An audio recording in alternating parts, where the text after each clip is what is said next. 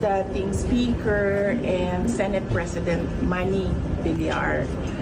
Sabi niya sa akin, hindi ka titigilan kasi threat ka sa lahat ng gusto na magpresidente. Hindi lang ni Martin Romualdez, hindi lang kung sino pa ng mga nag-iisip dyan na gusto maging Pangulo, sa kanilang lahat. So, kung ikaw yung nauuna,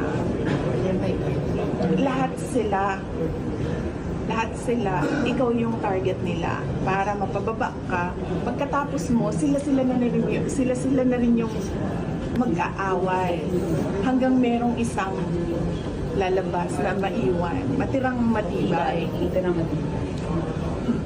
Yun yung sabi niya sa akin. Kaya doon din ako may realization na hindi pala talaga ito titigil. Kasi wala pang eleksyon eh.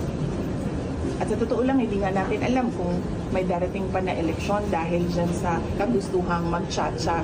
Dahil merong isang ambisyoso na hindi naman siya mananalo sa eleksyon. So ang gagawin niya, tutubuhin ko na lang ang konstitusyon. Dahil hindi ako mananalo ng popular vote eh. Malabo. Po, yun yung pinaka-problema natin. Yan talaga yung plano. Kaya huwag niyo pong pababayaan ang Pilipinas.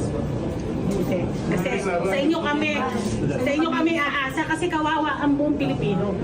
Kaya ngayon, kung iiwanan niyo pa kami, sino pa ang tatayong totoo? Wala na.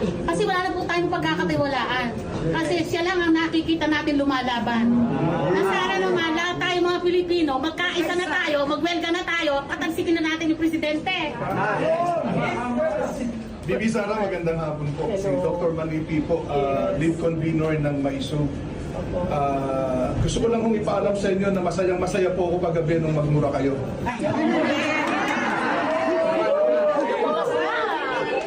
Maglaban yung bansang bayan ng Pilipino kasi kawawa po talaga kami. Kung mapupunta na naman kami sa leader na bangag. Oo, pero nandun pa rin ako sa hindi magandang example sa mga bata ang magmura. Kaya hindi niyo talaga ako naririnig magmura. Siyempre, galit na. Because last night was an exasperation. Ma'am, di naman po masagawa yung Kaya, eh. kaya Masamang magmura kung pangit ang nagmumura. Eh maganda ang nagmumura, may karapatan. Magmura.